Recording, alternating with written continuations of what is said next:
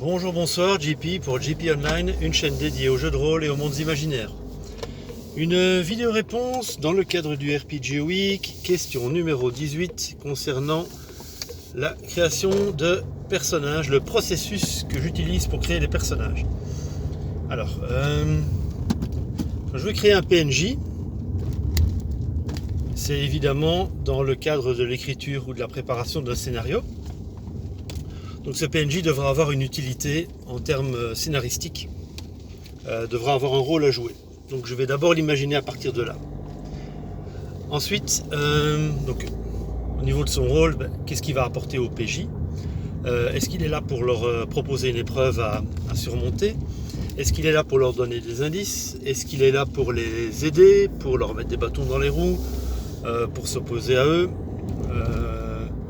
Ou simplement, est-ce que c'est juste un figurant?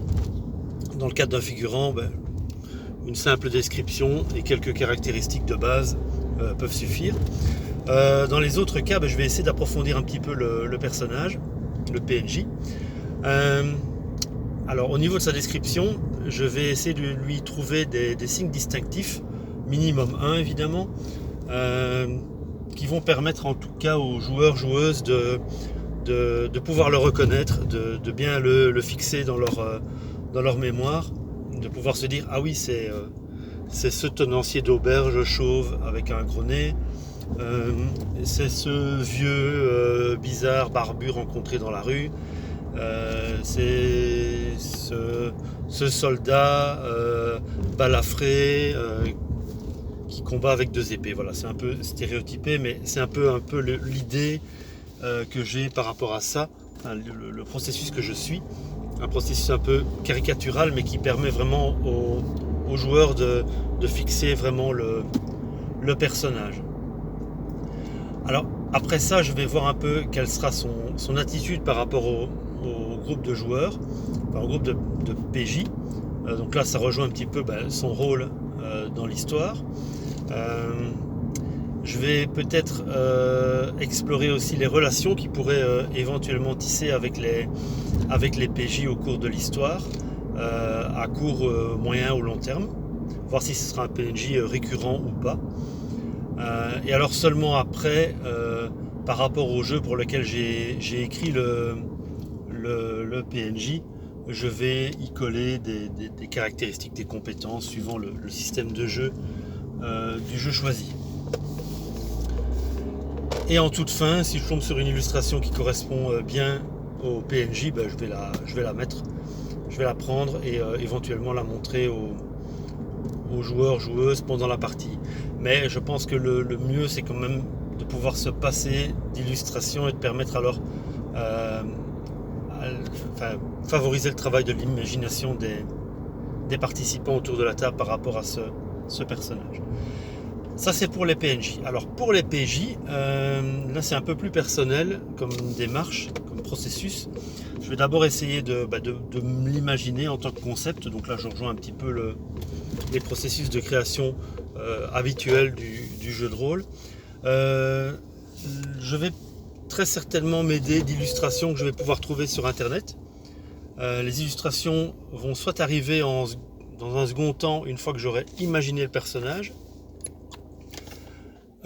soit être à l'origine de la création du personnage. L'aspect graphique du personnage va sans doute aussi m'imposer d'étoffer le personnage avec ce que je vois sur l'image. Dernièrement j'ai dû créer un personnage de mousquetaire pour un jeu de rôle. Sur l'image que j'avais trouvée qui correspondait assez bien à ce que moi je voulais, qui n'était pas trop précise non plus, un peu on va pas dire conceptuelle, mais un peu abstraite, un peu abstraite. Le personnage était là, mais sur l'image que j'avais trouvée, il y avait dans la sacoche du personnage la tête d'un chat qui dépassait. Donc dans l'illustration, le personnage de mousquetaire était accompagné d'un chat. Et là je me suis dit pourquoi pas lui donner un compagnon animal. Et donc j'ai proposé ça à mon meneur de jeu, que mon personnage est un chat qui a été baptisé Voltaire. Et voilà. Après, pour l'instant, le chat ne joue pas un rôle prépondérant dans l'histoire et j'ai même eu malheureusement tendance à l'oublier dans mon interprétation de mon personnage. Mais voilà, donc tout ça pour dire, l'illustration que je trouve peut éventuellement me donner des idées supplémentaires ou m'imposer des contraintes créatives qui finalement me permettent d'étoffer encore plus mon personnage. Donc là, je vais partir de là. Et alors seulement après, je vais un peu regarder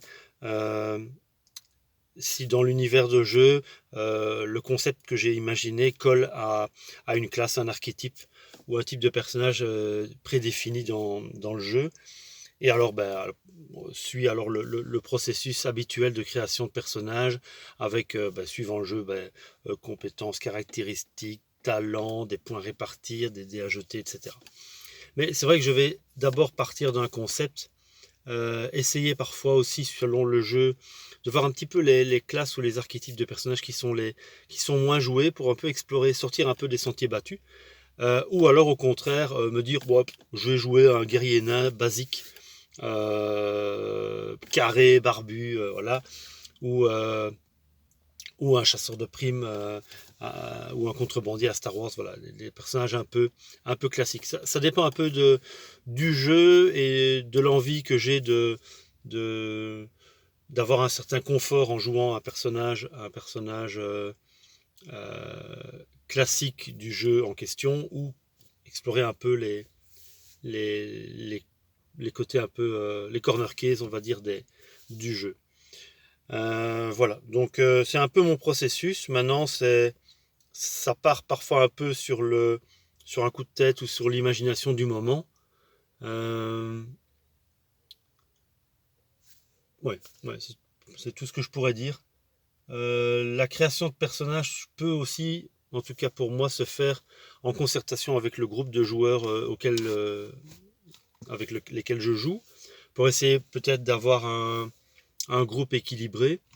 Donc je vais m'imposer de jouer un type de personnage particulier pour que le groupe soit équilibré, mais ça peut être pas mal d'éviter par exemple d'avoir à Donjon Dragon un groupe qui ne soit que des voleurs, que des mages, que des prêtres. Pardon. Mais d'avoir cet équilibrage au sein du groupe qui permet au groupe de pouvoir évoluer et d'avoir au minimum par exemple un soigneur dans le groupe. Et si je m'impose à un moment donné à moi-même de jouer ce type de personnage pour qu'il soit complémentaire au groupe, je vais quand même alors essayer de lui donner un aspect particulier ou le jouer d'une manière particulière. Voilà, donc c'est un peu voilà, mon processus, je vais dire intellectuel, pour le parcours que je peux avoir ou les étapes auxquelles je peux penser pour créer mon personnage. Oui, c'est tout ce que je peux dire sur cette question. Merci à Bruno Tremblay d'avoir posé la question dans le cadre de son RPG Week. Si vous avez des remarques, des commentaires, des suggestions, des questions, n'hésitez pas à les laisser en bas de la vidéo comme d'habitude, j'essaierai d'y répondre. Je vous remercie pour l'écoute et je vous souhaite à tous et à toutes une bonne journée, une bonne soirée ou une bonne nuit, où que vous soyez. Au revoir.